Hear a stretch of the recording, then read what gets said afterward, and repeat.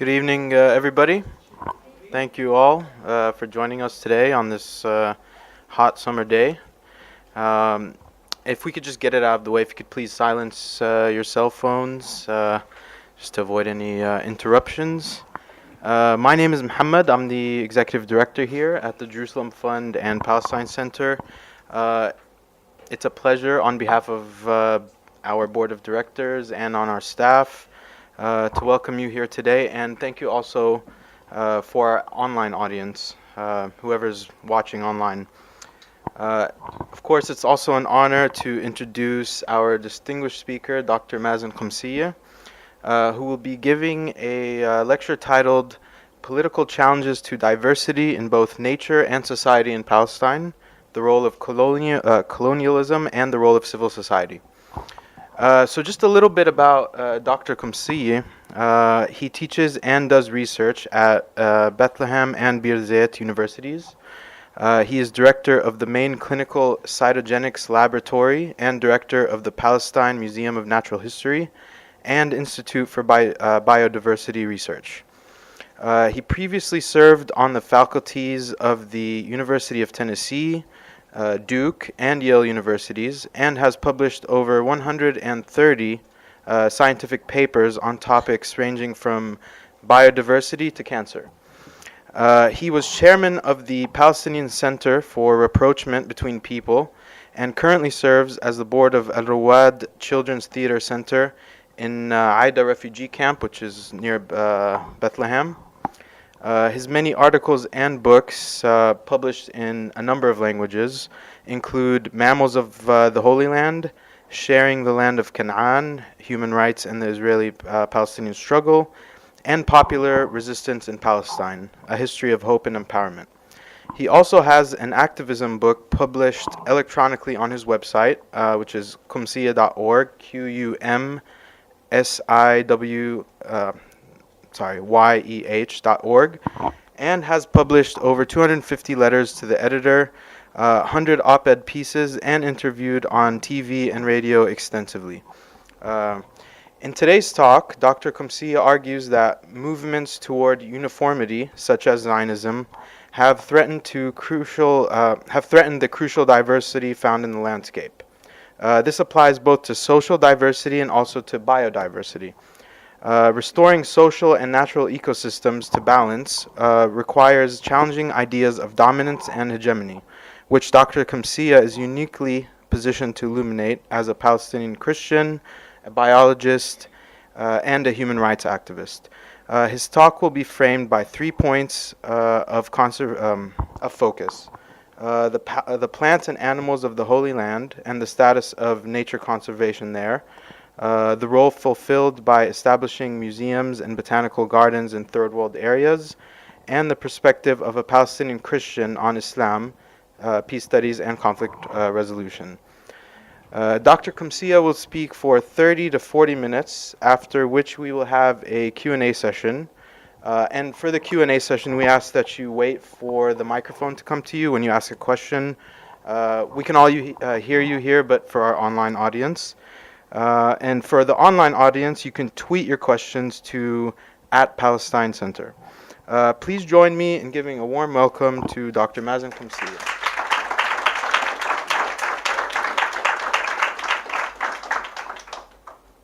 Thank you, Muhammad. I wish you had asked me about the introduction. It seems too long, because if you had asked me, I would have told you, just say I'm a troublemaker, and that will suffice to introduce me. I seem to be causing trouble. I don't know why. I'm a very nice man. I don't know why the Homeland Security is questioning me at every airport for hours and hours. But anyways, I was honored to come here at noon, actually. I arrived. And then we had a very nice lecture at the Smithsonian Museum of Natural History. Perhaps the first time that the Museum of Natural History at the Smithsonian hosts a Palestinian speaking about environmental issues. So that talk, for the couple of you that I see here who were there at that lecture, maybe see a different side of me here. That's not because I have dual personalities or schizophrenia. It's because obviously the interest of the Museum of Natural History there is. But we did talk about environmental challenges to occupation that occupation causes, and I will speak a little bit about that. So what I'll do is I'll show you some slides, and hopefully 15, 20 minutes, and then 8.5 minutes there's a video about the museum and what we are doing, and then open it up for a discussion which is interactive, hopefully that we can discuss things as to what's going on.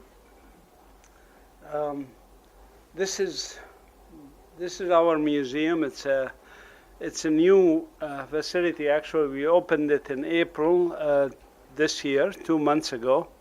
And the Israel Museum of Natural History opened on Tuesday this week, so we were ahead of them.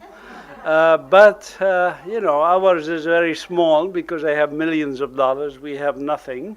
So, but we'll talk about that more.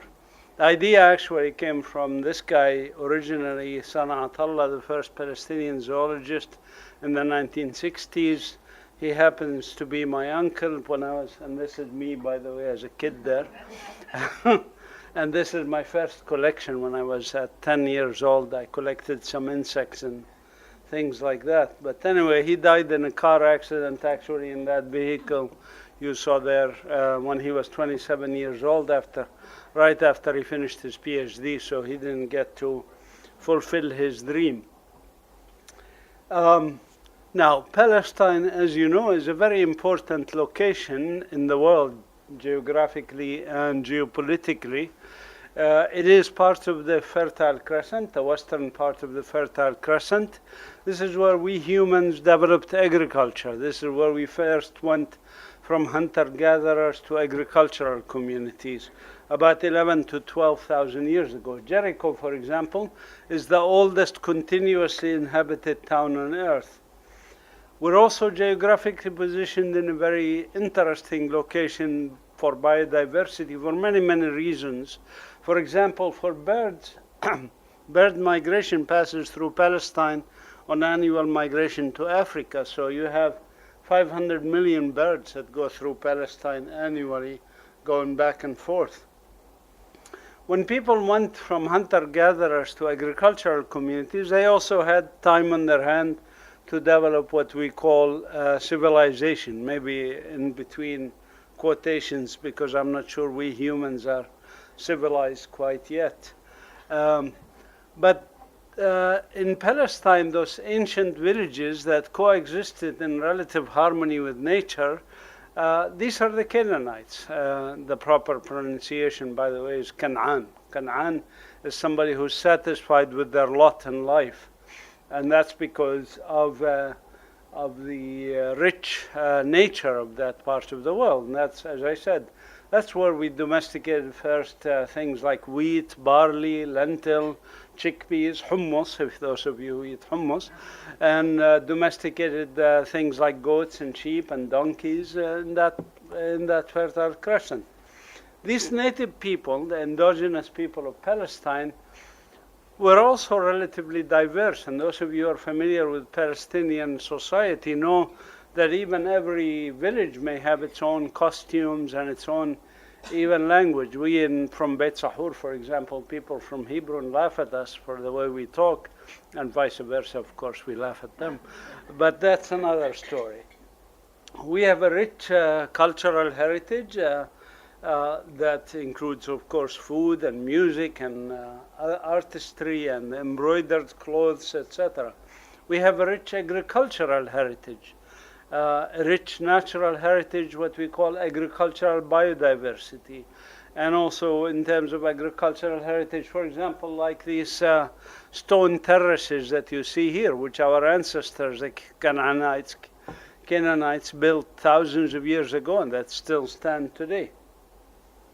As I said, these villages lived in relative harmony with nature for thousands of years.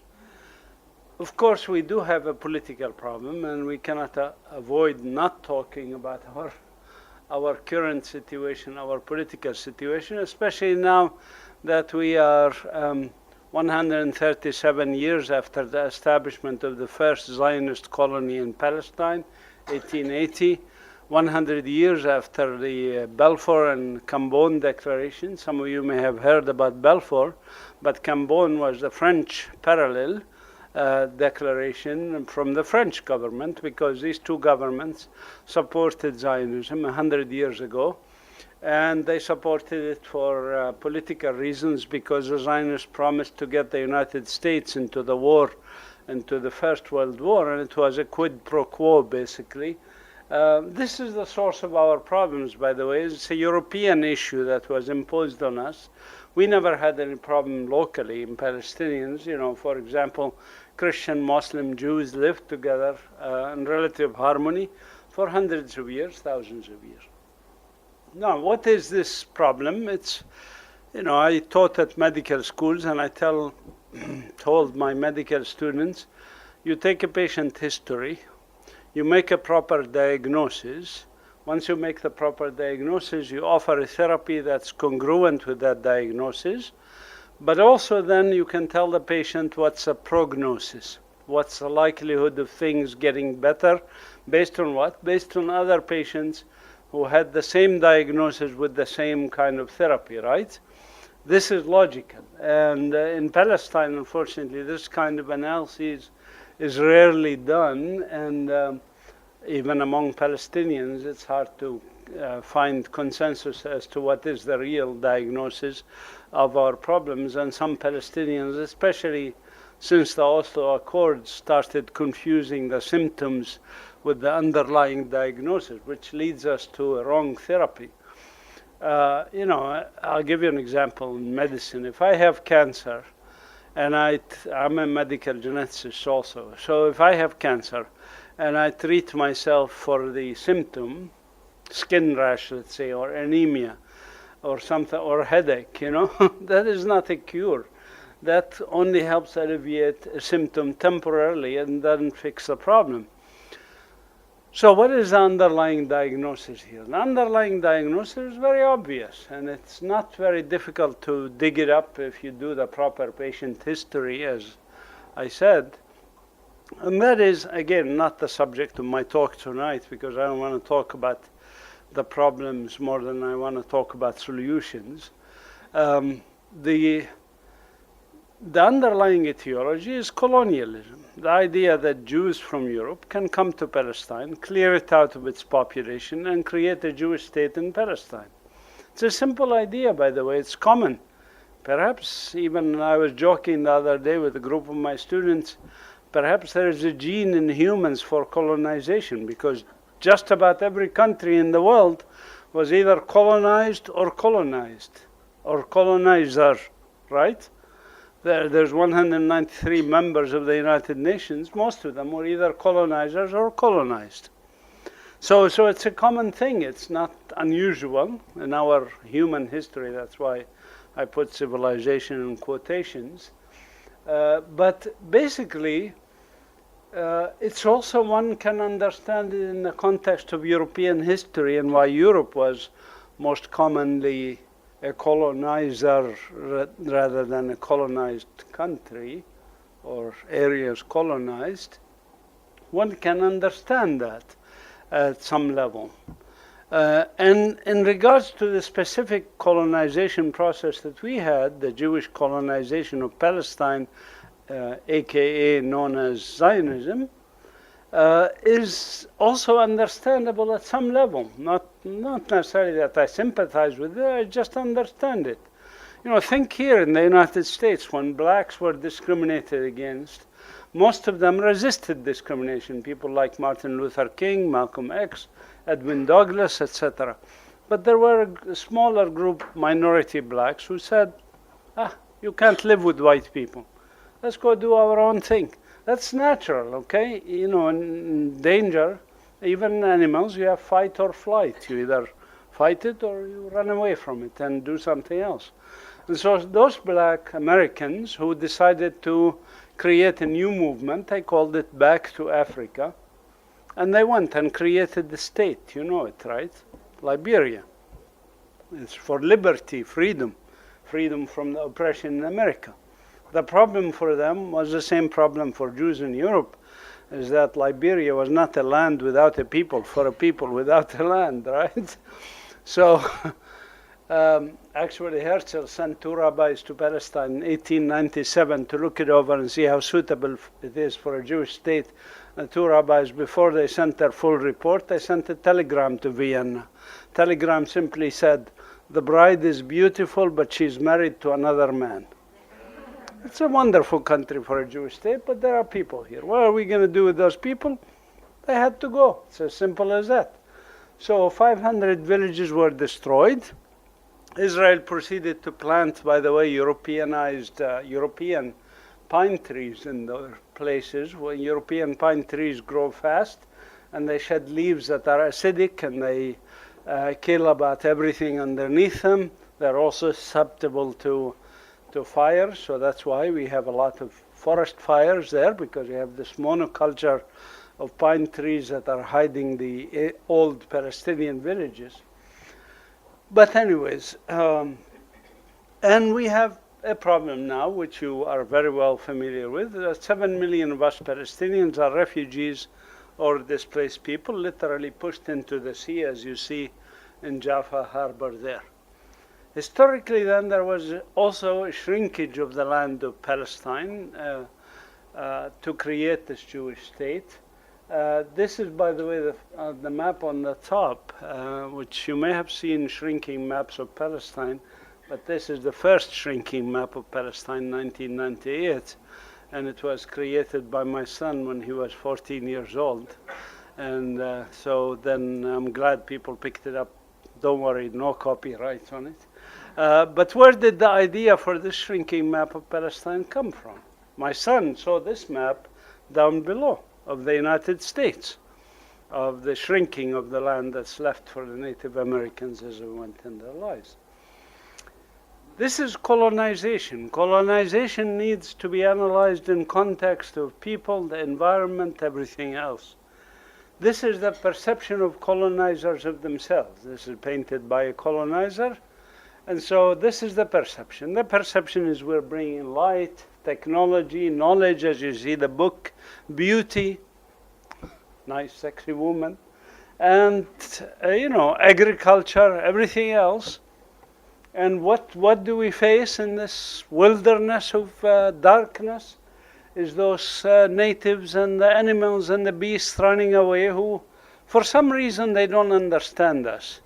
And for some reason, they sometimes attack us and we defend ourselves. We don't understand quite why. Maybe it's a language or religion or some other reason that they do it, but that's how they do it. So this is the perception. And of course, the perception of the natives is different, understandably so. In Palestine, we have an issue that continues. It's not colonization that happened 300 years ago or 200 years ago and ended. It's continuing, and the problem is illustrated in this diagram of two friends of mine, this picture of Dr Qumsiyeh and Ellen Siegel in 1973 and the same two ladies in 2011, is that there is intrinsic to it is a notion of superiority and chosenness, if you want, that makes for continuing racist discrimination, right? This is the essence of the problem that we have. Now, if you agree with me that this is a patient history, very brief, going over 137 years in 3 minutes, if you agree with me on the patient history, if you agree with me on the diagnosis, which is colonialism, then you have to think, what is next? What is the solution? What is the therapy? And what's the prognosis for this patient, right? And here, actually, I become optimistic, because if we agree that it's colonial, anti-colonial struggle, the outcomes for those struggles is relatively fine, relatively benign. How do I mean by that? If you look at colonial, anti-colonial struggles in world history, they fall into one of three scenarios or categories. One category, very rare by the way, is that the natives win. For example, Algeria 1 million French packed their bags and went to Europe. I don't even say back to Europe, because many of them were like 5th, 6th generations in Algeria. Some of them have never seen France before, and they went. At a cost, very high cost, 1 million Algerian lives and nearly 100,000 French Algerian lives. That is rare, because of technology of the colonizers always more advanced, weaponry, the willingness of colonizers to use violence is vastly superior to the willingness of the natives to use violence. The second scenario is a little more common but still rare, and that is the opposite. The colonizers win and the colonized lose. That happens usually by genocide. For example, New Zealand, Papua New Guinea, Australia, Aborigines. Australia now even has a National Apology Day, by the way, where they actually genuinely apologize to the Aborigines who remain for the ancestors of the whites having killed the ancestors of the Aborigines. And one could say the United States also could fall under that category, with genocide of the natives, etc., usually by many mechanisms. The third, but that scenario also we can count maybe on one hand, maybe at best two hands, the countries that suffered this outcome. The majority of the patients, if you want, in a colonial, anti-colonial struggle, like 150 countries plus, actually had a different outcome, not outcome one or outcome two. That outcome is very obvious. Places like Brazil, Argentina, Chile, Cuba, Mexico, Canada, Southeast Asia, Philippines, Indonesia, Malaysia, Taiwan, South Africa. What is that outcome? That outcome is neither win-lose or lose-win. You can call it win-win if you're optimistic, or you can call it lose-lose if you're pessimistic. I don't mind either way. But it is neither, it's living in one country, right? This is the most likely outcome in Palestine. So that's what I call the prognosis for this patient, which is relatively okay, right? It's not 100% justice. It's not, anything like that. It's just modus vivendi, as they say, in the ability to live together. There's no fourth outcome. There's no fourth scenario. There was never a colonial, anti-colonial struggle that ended in two-state scenario, so to speak. Doesn't happen.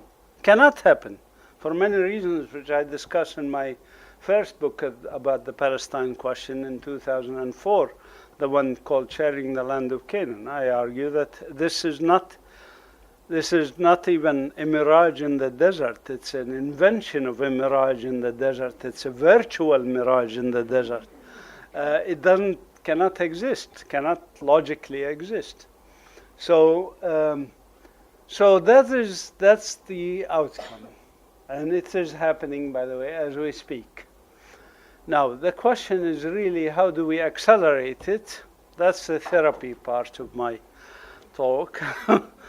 And the therapy is very important. How do we get the situation to achieve that end result very quickly? And of course, the main therapy always is the local resistance. And I don't want to spend too much time talking about the resistance, but I wrote another book about popular resistance in Palestine. You heard about that. You can look that book and read about it. And Palestinian woman, for example, in the 1920s, who led the first demonstration in human history to use automobiles in October 1929, when 120 cars marched in the streets of Jerusalem, driven by women. Imagine October 1929, what scene that made, and the fact that there isn't very many cars in Palestine, so they had to bring them all the way from Nazareth and Haifa and Jaffa. For us, of course, existing and is resisting, and I will skip through these things. Now, to go back to the issue of the environment, I'm skipping here a lot of things because I do want to have time for discussion. Colonialism, as we mentioned, it's not just people that are targeted, nature is targeted. So, for example, Israel, one of the first major project they did was drying up the Hula wetlands, which are the site of where a lot of those migrating birds used to settle on their annual migration to Africa. 119 species disappeared. A second major project that Israel did is diversion of the water from the head rivers of the Jordan Valley to the western coastal areas. This had huge devastating impact. Again, I don't have much time to discuss all the ramifications on biodiversity, on aridification of the Jordan Valley, which you can even see by satellite image. And the shrinking of the Dead Sea, of course, is involved in this. And now, to fix the quote-unquote problem that they created, Israel has been pushing for this canal, which they finally got it approved and finally convinced Jordan government under pressure from the United States to implement this canal that will connect the Red Sea to the Dead Sea and not bring water from the Red Sea, by the way. It will bring sludge from desalination plants along the way and dump that sludge into the Dead Sea. A very catastrophic environmentally situation. It will burden Jordan. You can see they built the canal on the Jordanian sides. Why? So that Jordan will be left holding the bag of $15 billion in debt to the World Bank for this canal. And unfortunately, they signed it and they are proceeding with it. We have many other challenges environmentally. Climate change is one of them. I mentioned today at the museum that we expect temperatures to rise 2 to 4 degrees centigrade and rainfall to drop by 20-25%. This will have huge devastating impact on us, considering also that we have unequal distribution of water. Imagine, this is the current situation. Imagine how much worse it will be in 10, 20 years when rainfall drops by 25%. So each one of those bars will have to drop by 25% if they drop the bars equally, by the way. But they're not going to drop the bars equally, as we saw in Gaza. Gaza is already, by the way, slow genocide. 2 million people. 2 million people are under siege, malnutrition, the water is undrinkable. Electricity now has been cut from 4 hours a day to 2 hours a day on the schedule, by the way, but it's really never scheduled. So many days pass without electricity. And I have many friends in Gaza who call me desperate. I send them a little bit of money, but what can you do? All right. Now, we can spend hours and hours talking about the symptoms. We need to talk about solutions. And let me start by saying that to do solutions in any situation, we have to base it on knowledge. If we don't know what we're talking about, we can tend to apply, again, like my students, I tell them, if you make the wrong diagnosis or you start applying wrong therapies, wrong doses of therapy, you're in trouble. So what we need to do is base things on scientific knowledge and information. One of the pieces of information we have to deal with is if I'm going to teach people about environment and what to do about the environment, I have to realize that there's data like this that show that the richer the people are, the more they care about the environment. How am I going to teach a child in Gaza about the environment if he's hungry and has a slingshot? Are the birds going to be protected? It's a problem. So we have to really start to think, start to research. And research, by the way, is critical. And our research in Palestine is miserable. We have very few researchers. This is from a research paper I did on the status of research and development in Palestine. And you can see from this simple table how miserable we are in terms of research. For example, we spend 0.04% of our GDP on research. Do you know how much we spend on security? Percent of GDP? 43%. 43% of the Palestinian Authority spent on security. Sorry? And it's to protect the Israelis, not to protect the Palestinians, of course, because that's part of the Oslo conditions, of course, is that Palestinian Authority acts as a Vichy government. Here I am blabbering my mouth again, and I'm going back in jail again. Okay. But anyways, so here is a hill that's near my town, Beit Sahur, where I actually have some family land that was lost to this settlement called Har Homa that was built on Jabal Abu Ghnaim. And we did some research, that's why I say research is very important, on the decline in vertebrate biodiversity in Bethlehem, Palestine. We did a study, for example, on the diet of the owl. You know, the owls regurgitate the bones, so you can look at older bones, newer bones, and compare. And this owl now, 60% of its diet is actually commensal rats, you know, rats around human dwellings. Whereas 30, 40 years ago, it was a diverse fauna that the owl used to eat. We did some studies on the genotoxic effect of Israeli industrial settlements. For example, in Brooklyn village, they dump their toxic waste, and this causes DNA damage and chromosome breaks. These studies, now why is this studies important? Because they could be used, if we had really people to pursue the matter, at international courts, and even local Israeli courts, if we had people to pursue them. I tried to convince the Ministry of Health, and I'm still working on it. You know, we have other similar studies on recycling Israeli electronic waste in Idna. You know, they bring dump all their computers. I tell people in Idna where they should find some good computer hackers and get all the information out of the Israeli computers. They get there, I'm sure they wouldn't. They wouldn't like us to know all their secrets, but we studied various groups of creatures, from reptiles to amphibians. Unfortunately, one species that we recorded in this paper has since, in the last 5 years, disappeared, extinct basically in the West Bank, has disappeared in Jordan, the last one there with the square, Pilobatus syriacus. We studied scorpions, we studied butterflies. Now,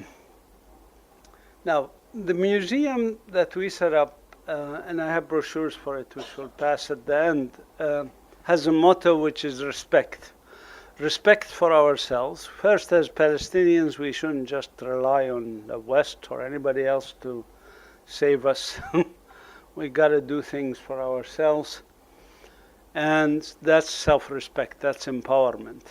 Second is respect for others. And third is respect for the environment. Those three levels of respect come in that order. Now, why did I mention that in the context of this slide? This guy, Muhammad Abu Sarhan, who's the first author on this paper, senior author, was actually in high school when he started researching these butterflies, and ended up publishing his first paper when he was a biology freshman at Bethlehem University. This is empowerment, you know, when people get the feeling that they can do things and they can publish and they can achieve knowledge. Now I'm getting, even like Israeli scientists send me requests for reprints or send them PDF file of this paper, etc. So I think this is what it is, and it's putting the world, you know, the issues. This is the same, by the way, the same kid, Muhammad Abu Sarhan again, as a first author in his second year of biology. Now imagine, I have professors at the universities who complain, we don't have money for research, we cannot publish, how are we going to publish? Tell them, well, you have students that are publishing, why can't you publish? It's not very difficult if one puts their mind to it to do things. We published on snails. These are also important environmentally. For example, snail number H there or letter H in the figure is found in water that's polluted by sewage. So whenever there's pollution, sewage mixing with fresh water, that snail is found. We did some work on land snails, and today at the Museum of Natural History, there was a guy who knows about snails and was impressed that we were doing, we have 2 papers on snails that are in press now. We also publish on the role of museums and how to use museums to achieve, basically in developing countries, things that are very difficult to achieve even in developed countries. On this trip, I visited the museums in all the cities I visited, which are Denver, Albuquerque, Austin, Houston, New Orleans, and now Washington, and Raleigh, and now Washington, D.C. And the museums here are struggling to get their message out to the common people. They wait for people to come to them. We are different in the sense that we are a small community and we want to get to the people, not the people coming to us. So this takes some effort, and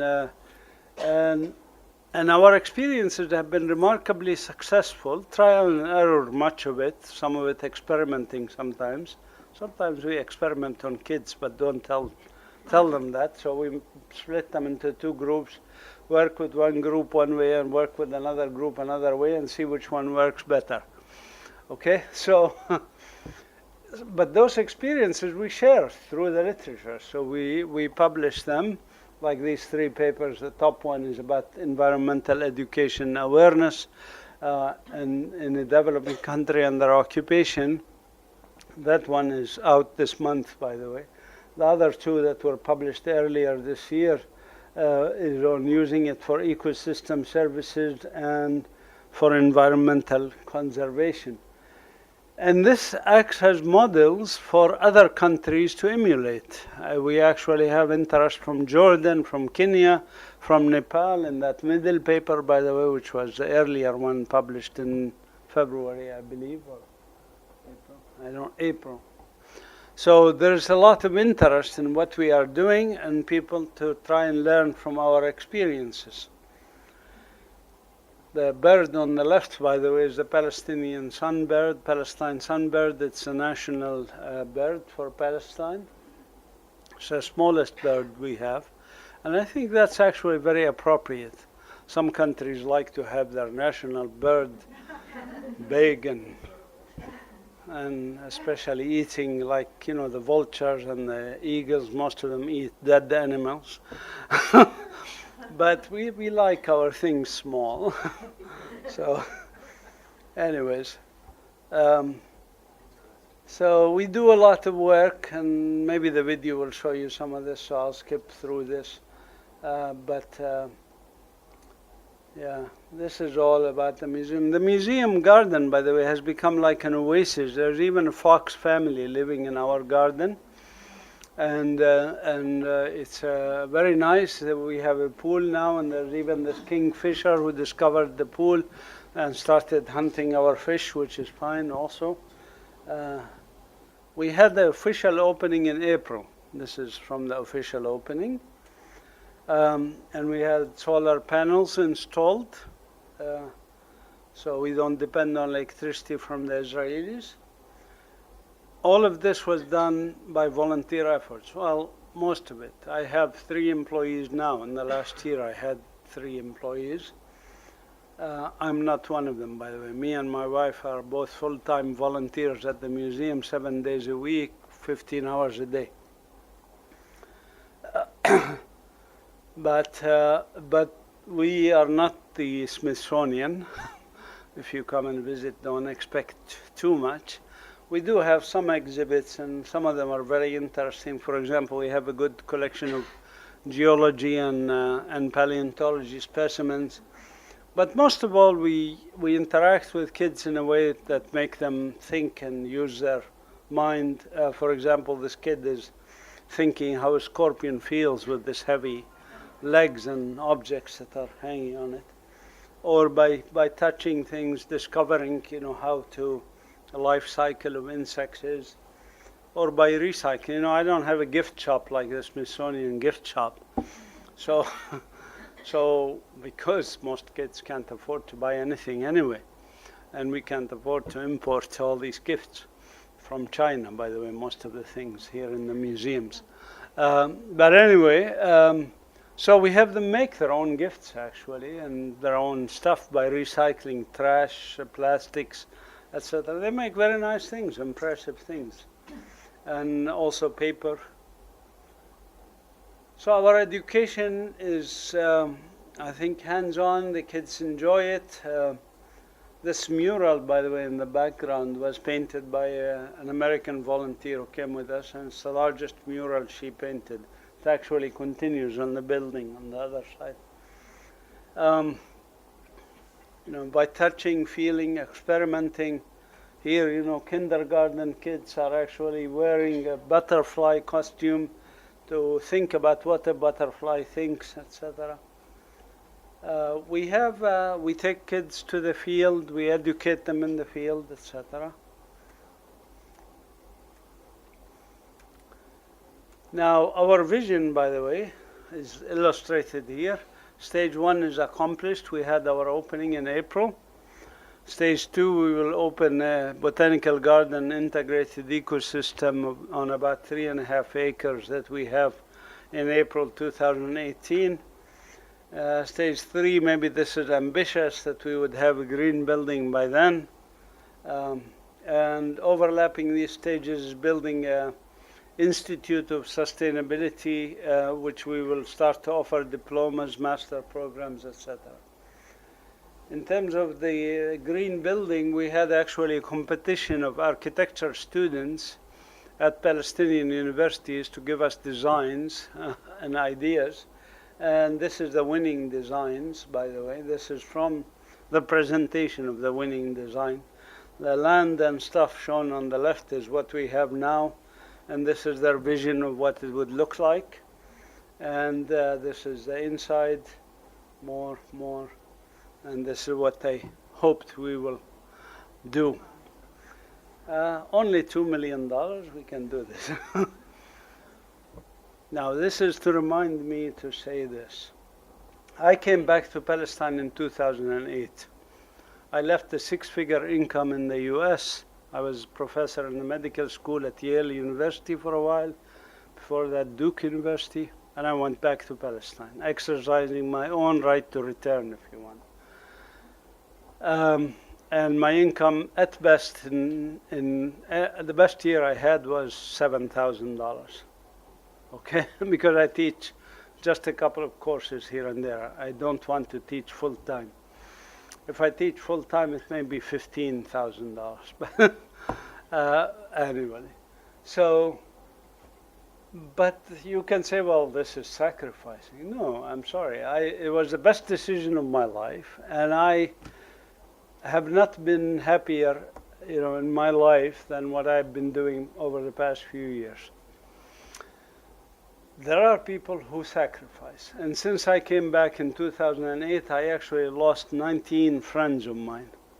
19 friends of mine. Imagine if you count 19 friends of yours that are lost to Israeli violence. This is the last one I lost. Is Basil al-Araj. Is a very, very good friend of mine. He was 21 years old when I first met him, and I gave him a copy of my book on popular resistance in Arabic. He read it, came back 2 weeks later, and had a bunch of questions to ask me. He's the most brilliant guy you can imagine.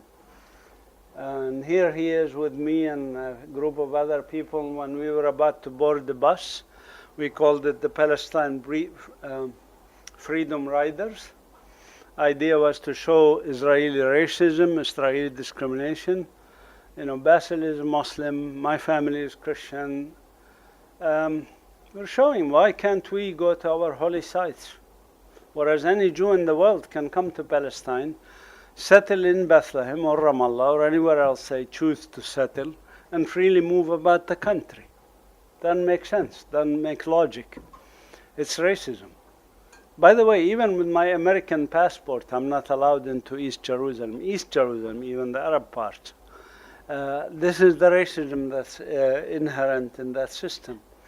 Anyway, we were arrested, dragged out of the bus, and later Basil was killed.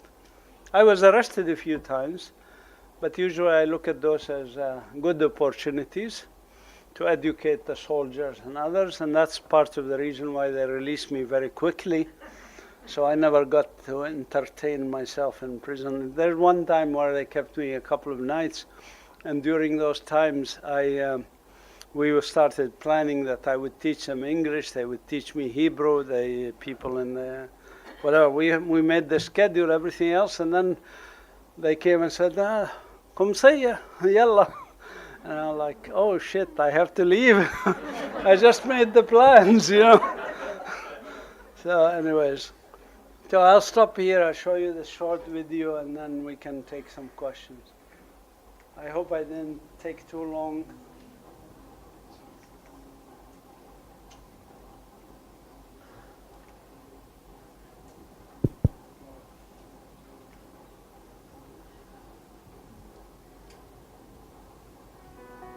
Palestine Institute of Biodiversity and Sustainability at Bethlehem University is an oasis for people and wildlife in a place of conflict and rapid transformation. Thanks largely to volunteer efforts and donations, the museum and the Institute conduct research on the surrounding natural environment and share that knowledge with others, from neighborhoods in the occupied Palestinian territories to communities across the globe. Drawing on the deep well of Palestinian education, culture, and heritage, the museum continually creates innovative ways to promote responsible human interactions with all components of our environment. Founded by a donation of $250,000 from Mazen and Jesse Qumsiyeh, and a glorious allocation from Bethlehem University of land, buildings, and resources, the museum grew faster than expected. Further donations of money, in-kind donations, volunteer time, and partnerships have all helped us to realize our motto of increasing respect for ourselves, for fellow human beings, and for nature. نبدأ مثلا هاي منطقة، هاي بنغطيها برحلة ثانية، هاي بنغطيها برحلة ثالثة، وكذا وكذا بنمشي من فوق لتحت. The museum's research arm covers areas from environmental health to biodiversity to museology. Our research and clinical cytogenics laboratory studies chromosomal and molecular causes of infertility and genetic and health impact of environmental damage such as congenital abnormalities and cancer. Our staff, professors, visiting researchers, students, and volunteers have already published several research papers on amphibians, reptiles, mammals, scorpions, and insects in peer-reviewed scientific journals. Current publishing projects include research into biodiversity, genotoxicity, and human environmental impacts. We collaborate with local scientists such as medical professionals, geologists, entomologists from government ministries and universities to set priorities and collaborate on research of direct relevance to local needs. Thanks to our botanical garden and experimental agricultural station, the museum is privileged to showcase both traditional and modern farming techniques on the beautiful site of over 12 dunam, or roughly 4 acres, in Bethlehem University's Mar Andrea campus. After developing beekeeping, we are now selling our pure honey and gifting it to volunteers and donors. We operate aquaponic and aquaculture systems in our greenhouse, new additions that were used recently to train engineers from Gaza for 2 weeks on how to produce both fish and vegetables on limited land with limited water resources.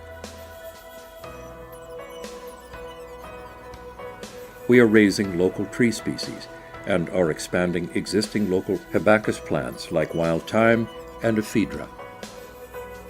Our rain harvesting system now hosts 3 species of frogs, local fish, and dragonflies. It also serves as a magnet for local fauna and migrating birds.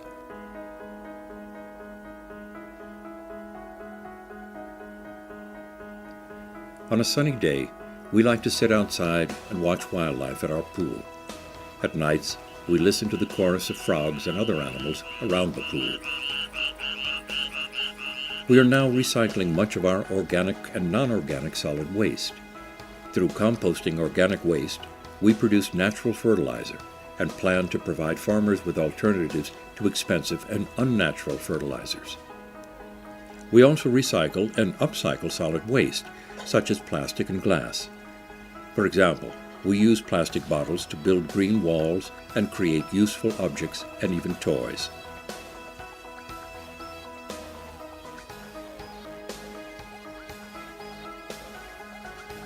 Our education program has already benefited over 3,000 students from kindergarten to university level.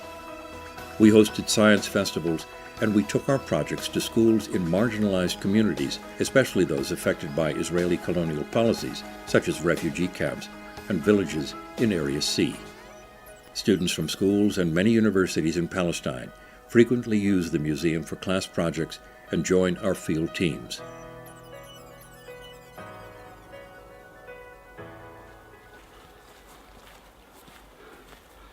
Okay, I'm gonna let him go here. Okay? Yeah. We rehabilitated and released injured animals. While being rehabilitated, the animals can also provide an added educational component for visitors. This program can expand significantly with your support.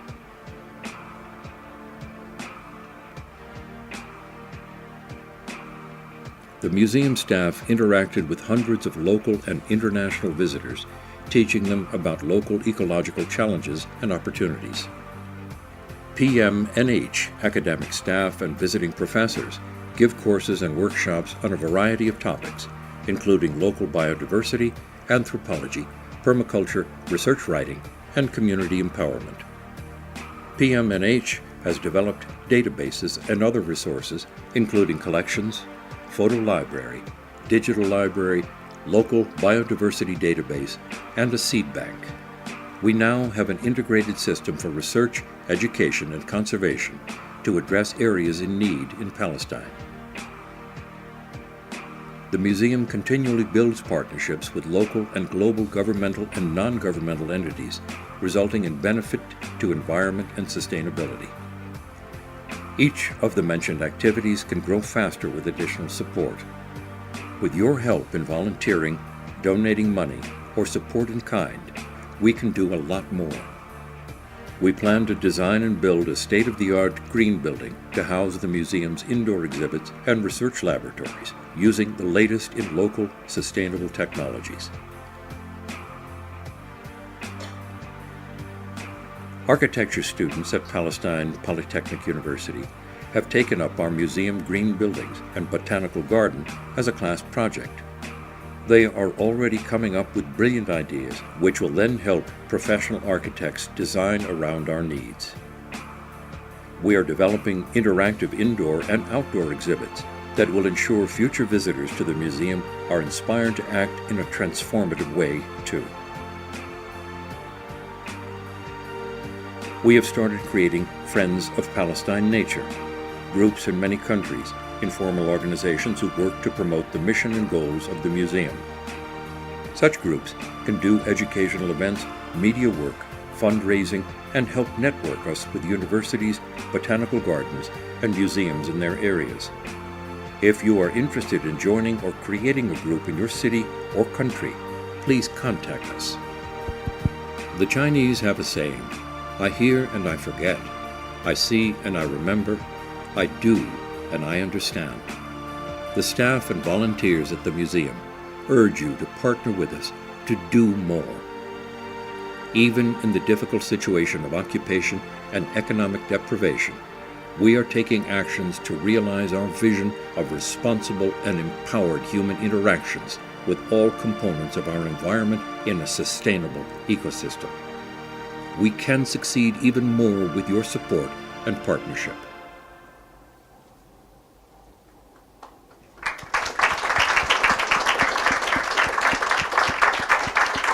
Thank you.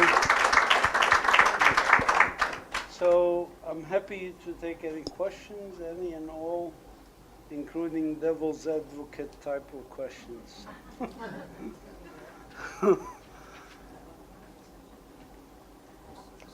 All right. Can I ask a question? Yeah. Go ahead. So, what's your prognosis for Israeli society itself? Because, quite honestly, with my limited experience, but with the news, and really, quite frankly, after 70 years of occupation, land theft, it doesn't, it's a pretty racist society overall. They don't really care about justice. So at what point do you think they will start to care? Yeah, let me just say that I actually became politically involved first not on the Palestinian question. In 1980, I was very young then. I became involved, I was a student at the University of Connecticut, and I was head of the International Student Association, and we invited the speaker. I didn't know anything about South Africa at the time. There was an African student, and he told me we should talk about South Africa, and I said, what's the problem in South Africa? This is how ignorant and green I was. And he explained to me about apartheid and all of this. And we ended up inviting somebody to speak, and we engaged in BDS, boycott, divestment, and sanctions. And I started to read about South Africa. I knew more about South Africa between 1980 and 1987 than I knew about Palestine. Only after uprising in 1987 when I became much more trying to learn more about the Palestinian, my own struggle, if you want. But anyways, the reason I say that is because when I learned about the whites in South Africa, precisely the same questions occurred to me. What about these guys? What are they thinking? What kind of a sick society are they doing with these Bantustans and this caste system and all this stuff? Racism to the core. I mean, they thought of blacks as these horrible subhuman beings, And so my answer is related to this because you can see that it was not, we did not wait for a change of heart of all whites in South Africa or whites in South Africa to push. So we pushed regardless of what happened. Yes, some whites in South Africa joined the struggle. It was not a struggle between whites and blacks. It was a struggle between those who supported apartheid and those who opposed apartheid. So it's natural to have whites who opposed apartheid. It was also natural to have blacks who supported apartheid, like Chief Buthelezi, for example. And we have Palestinians, unfortunately, like that. But that's another story. Again, I keep my mouth keeps running. My wife tells me, you have to be careful in what you say.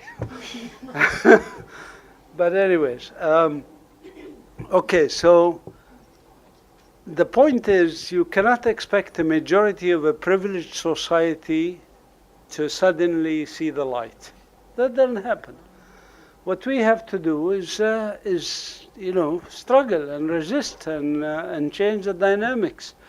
And it was the elites in South Africa who were faced with all these boycotts, South Africa, free South Africa, boycott apartheid.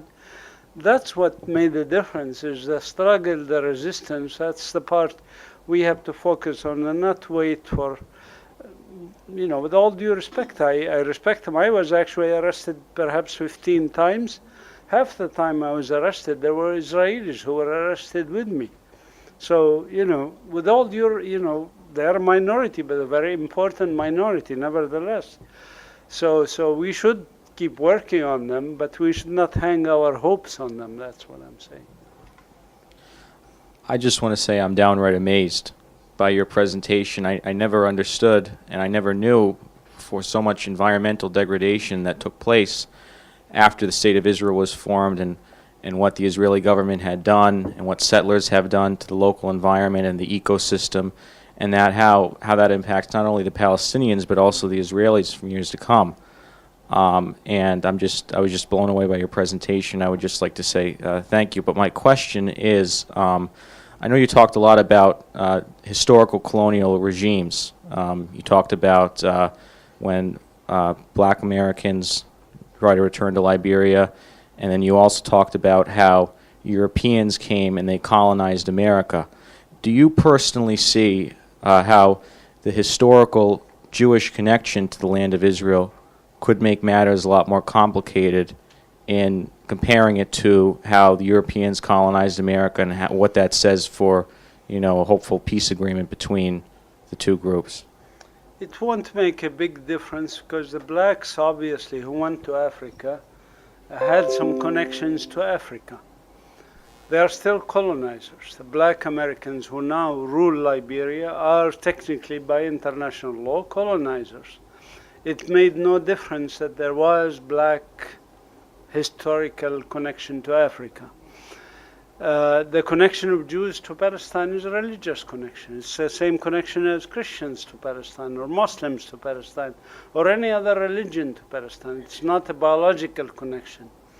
It is not refugees or anything else. It's a religious connection, and we respect the religious connections. But also, we in Palestine have never rejected Jewish migration to Palestine. We've never rejected any migration to Palestine, by the way. If it came as migration for people to integrate into a society and live with us. I mean, look at what happened with the Armenian after the Armenian Holocaust. That was the term used, by the way, first for the Armenians in 1914, 1915. Armenians migrated south, came to Palestine. Not only did we welcome them, we actually gave them a quarter of our capital. There's the Armenian quarter in Jerusalem. We have no problem with immigrants. Russian Jews who came, after the pogroms in Russia in the 19th century, they were welcome. We never have any problem.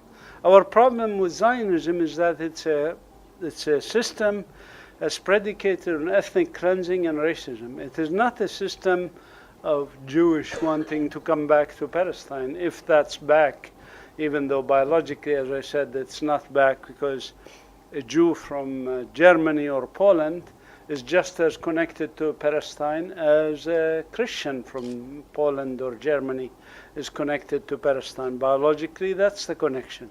It's a religious connection. I'm just a little confused by that, because wouldn't you say that Jews have ancient origins in that area, just as the Palestinians do as well? Say that again. I'm just a little confused, because wouldn't you say that Jews have ancient origins in that area, just like the Palestinians do as well? No, the Jewish population around the world is like any religious community around the world. It's religion. It's not that Jews went out of Palestine, came back to Palestine. European Jews are European. You can tell that yourself by looking at their faces. You don't have to be a geneticist like me. I'm a geneticist, so I know genetics. Ethiopian Jews are Ethiopian. They're black, they're Ethiopian. Yemeni Jews are Yemeni, just like Yemeni Christian or Yemeni Muslims or Yemeni anything else, Shia or Sunni or anything else. Biologically, this is well documented. Genetically, it's well documented that it's a religion like any other religion. Now, Zionists, of course, don't want us to believe that because they couldn't, to be honest. And if I was them, and I wanted to do this so badly, I would have come up with the same story. Because you couldn't say, I want to create a state for Jews as a religion, right? It wouldn't make sense, especially in the 20th century. So they had to make up a story. And the story was the story of Jews leaving and Jews coming back. This is a story. It's a mythology. It has nothing to do with the actual history. Most European Jews are of the Khazar descendants, genetically, proven even by Israeli geneticists. So Yemeni Jews genetically are perfect Yemenites, nothing more, nothing less. They've never had any connection.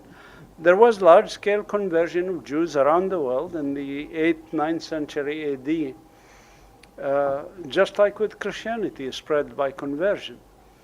So if a Jew in the world has a right to Palestine as Jewish, so does Christians, so does Muslims. Everybody with whose religious connections is to that land. But again, I'm not opposed to them coming. If they want to come on religious or even mythological grounds, they are welcome, as long as they don't want to rule us and kick us out and make us refugees.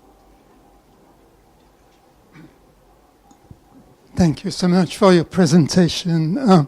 You mentioned the issue of water and the fact that the availability of water in the region is going to be much less in the future. I wonder if you could comment specifically on the situation in Gaza. I believe the United Nations has declared that by 2020, Gaza will become uninhabitable. What is your view about the situation there? Yeah, the United Nations, when it issued that report in 2012, by the way, they issued the report. Title of the report was Gaza in 2020, livable place, ? Livable or not. And the conclusion was it won't be livable in 2020. But this was in 2012 when they issued the report. Between 2012 and today, there were 2 attacks on Gaza. And so they destroyed the infrastructure. So if it was not livable in 2020, it's already past that now. For example, the United Nations said water will not be drinkable by 2016. It was actually not drinkable by 2015, and so on. So it is, Gaza is a, I hate to use the terminology, again, I should be guarded in what I say, but it, but it is a Holocaust, literally. I mean, you're cooping up 2 million people and you're subjecting them to starvation. We have a small project, for example. I'm a member of the Bethlehem Rotary Club. It's a new club we started for the Rotaries, and we have a small project we managed to get with our friends from Japan, Japanese Rotary, about $110,000 for Gaza, for maternity health, because women in Gaza don't have vitamins even for pregnancy, and they're eating, really poor nutrition, and this is very, very bad for the children. The newborn children would be problematical for them, mental retardation, other things, if they don't get proper nutrition. So we had this project. We managed to deal with 5,000 families with pregnancies in them, and we do also counseling for the whole family about nutrition, etc. But this is like a drop in the bucket. What's 5,000 people and 2 million people, It is really, and the amount of support that they are getting is minuscule compared to the needs. And most people have abandoned Gaza. Jordan, Israel, Egypt, United States, and even the Palestinian Authority abandoned Gaza. Basically, let it go. This is pretty, I don't know what the answer to Gaza is. I mean, it's obviously going to have to be a political pressure mounting. There's a campaign, actually. Somebody just emailed me that they're starting a global campaign for Gaza, which I think we should all join. Which reminds me, I passed an email around, so please put your email, but write it legibly so that I can read it. And I'll send you activist ideas like this international Gaza campaign. Yes.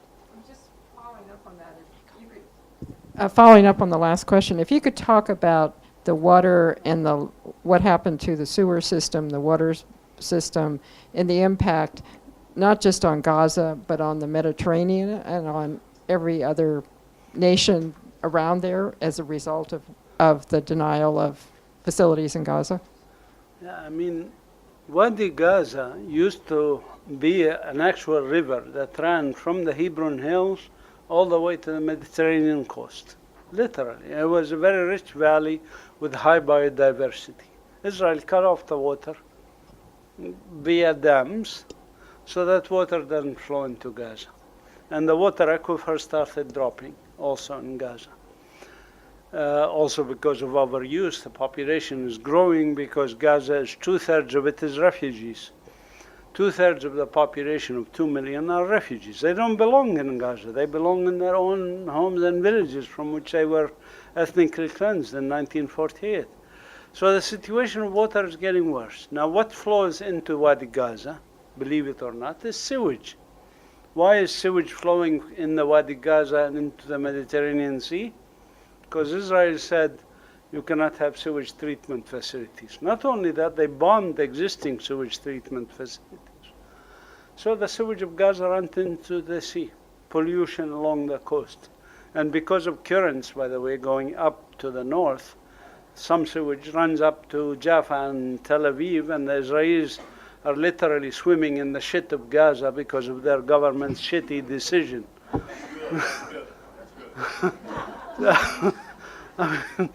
This is the kind of thing that we have to deal with. It's insanity. I mean, I'm like Orwell 1984 is like, wait, somebody needs to write a book, you know. It's unbelievable.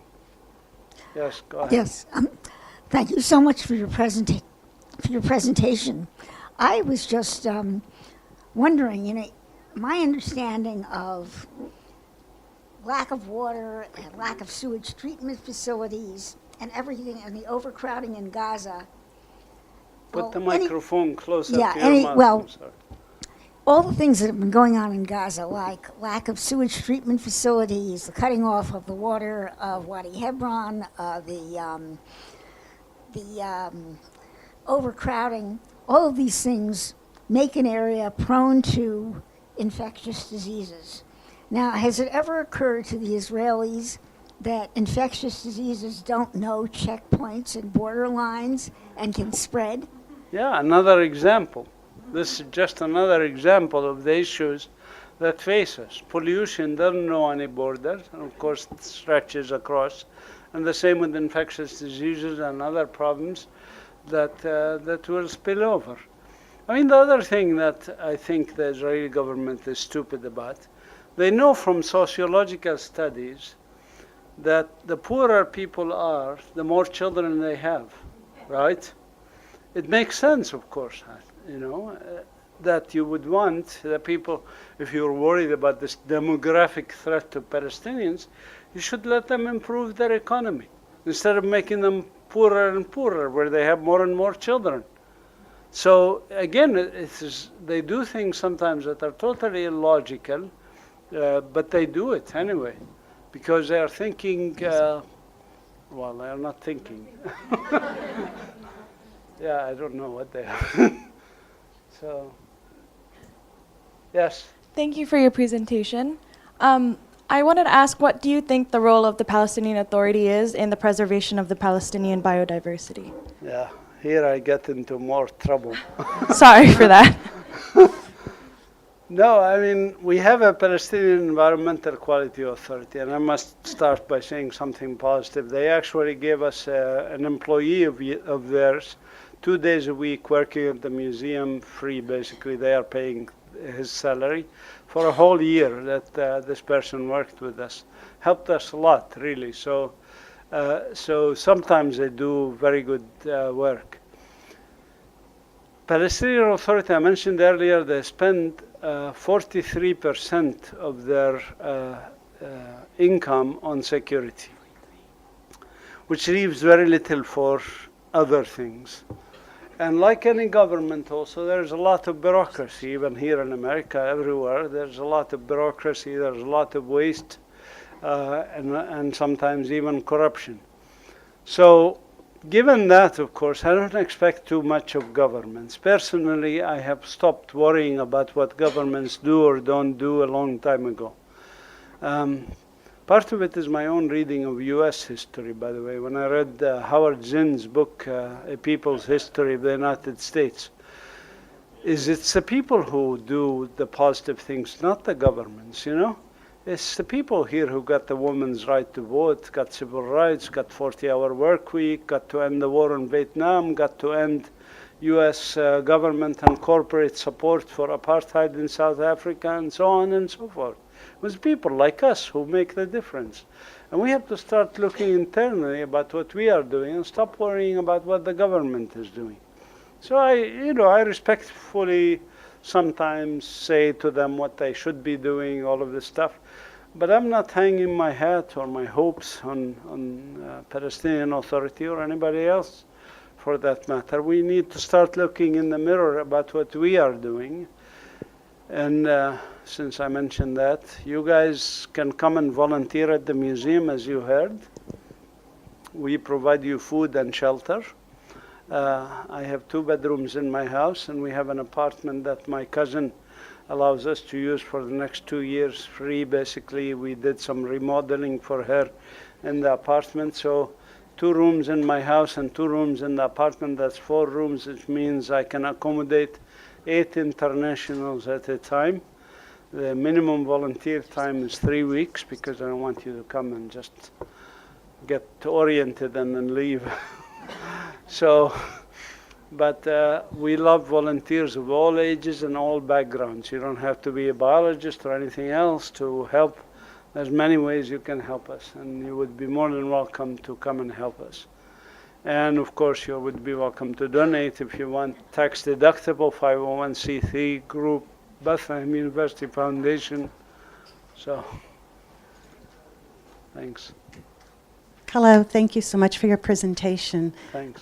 Back to your 3 prognoses of colonialism, do you think that, although it's a wonderful, optimistic idea that by far most were eventually liberated, as you said, 150 countries, do you think that Palestine might unfortunately fall into some strange other category? Because even with South Africa... Which category, the second one? Well, I'm wondering if there's I get that there's no two-state solution, but historically, all of these other countries that were liberated, like even under South Africa didn't have a big U.S. government backing them up. Yes, they did. This big, like something... Yeah.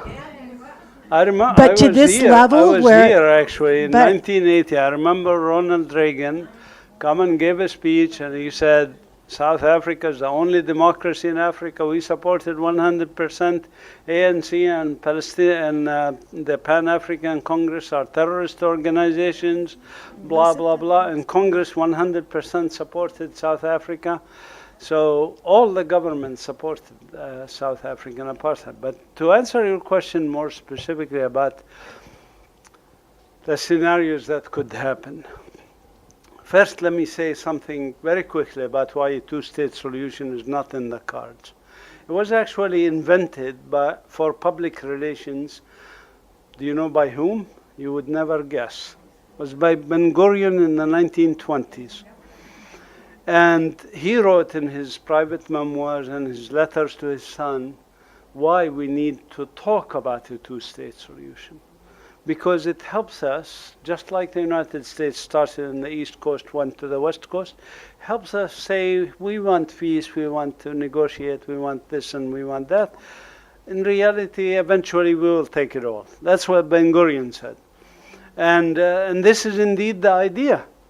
Idea is to talk about a two-state solution, but it is not a solution. I'll tell you, and there are 100 reasons which I discuss in my book as to why it's not a solution, but I'll give you one of them, just so that I give you an idea for thinking about it. A colonial power will never accept the sovereignty of native people on part of the land, because if they accept that, that undermines the colonial ideology altogether.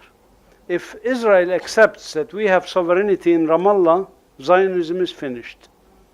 Finished, because what's the difference between recognizing Palestinian rights in Ramallah and Palestinian rights in Haifa and Jaffa and Tel Aviv and all these other places?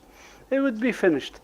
In the Oslo Accords, for example, when we were talking about water, Israel said, we can talk about your needs of water, but we can never use the word rights with water, Palestinian rights to water. And it makes sense. They cannot recognize our rights to water, because if they recognize our rights to water, even 1 cubic meter of water, then it undermines their whole concept and ideology. So this is just a simple reason why there will never be a Palestinian sovereign state, period, end of story, while Zionism continues. It is not possible. And that's one reason. I mean, second reason, there are 750,000 settlers now in the West Bank. 750,000. They control the best land, the aquifers, everything else. What are you going to do with 750,000 people if you allow a Palestinian state of any shape or form? Israel will never relinquish that, because they need the natural resources. They need the Jordan Valley. They need all of this. So it is just a mirage they talk about to keep us busy while they gobble up the land. If I may just refine my question just a tiny bit more, even if we did politically support South Africa at that time, I'm thinking it might not be comparable to, for example, the interest, say, AIPAC has here, the level of money we give Israel, Yes. military No, I didn't mean to underestimate the power of the Israel lobby here. Does that pull that out? But I mean, the best thing they can do, and that's what they're trying to do now, is prolong the patient misery, if you want. It is not going to solve the problem for them. They are in quandary, you know. If you look at the Herzliya conference, for example, where Israeli politicians, academics, military leaders all get together to discuss things, they identify two what they call existential threats to the state of Israel. You know what they are: demography and BDS. Those are existential threats. Iran is not listed. So, and they are right to consider them existential threats to a racist apartheid regime, right?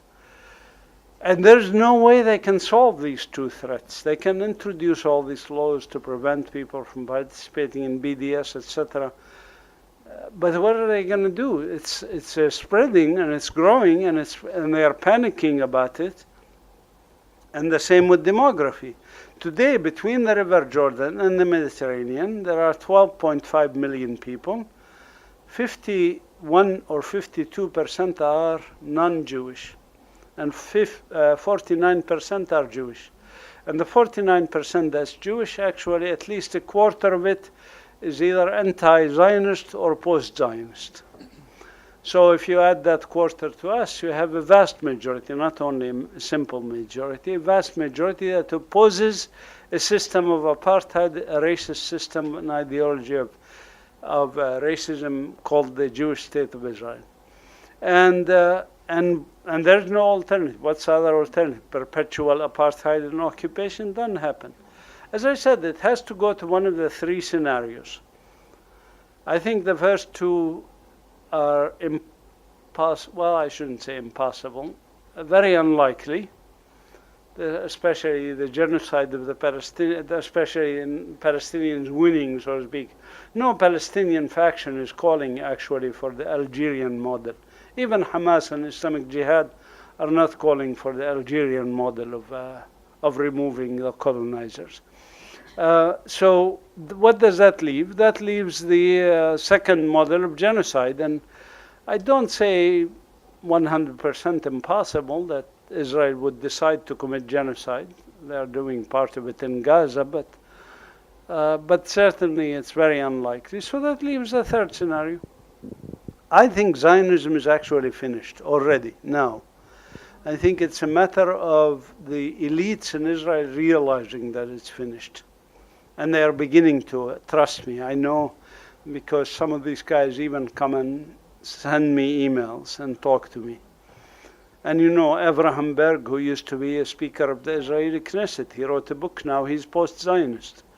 You know, he reached the highest hierarchy of the Zionist project. Thank you for your talk. I'm wondering what role, if any, the international donor community has had or takes on environmental conservation in Palestine, and also the major conservancy organizations like the World Wildlife Foundation and so forth. Yeah, first let me say something general about international support for Palestinians. I think much of it goes, there's an Israeli actually economist by the name of Shir Hever who wrote a book called The Economy of Occupation.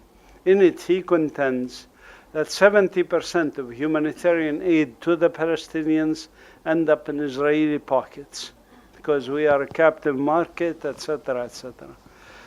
So generally international aid to the Palestinians have been counterproductive. Overall, this is a generalization. Doesn't mean some of it was not helpful, some of it, minority, was helpful. So you have to be very careful in distinguishing. The same thing for environmental aid.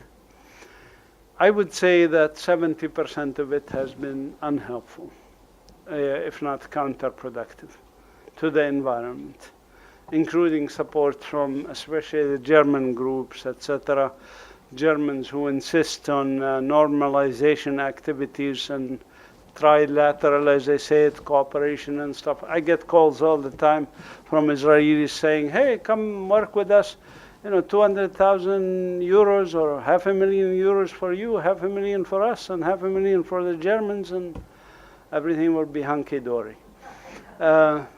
There's a problem, I think, in the way that the foreign aid is structured and channeled, because it passes most of it through Israeli hands.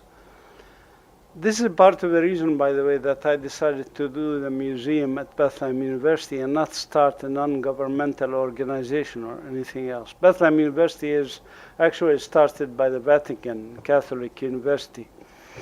So it's protected in some level, and also because it's a university and their system and so forth.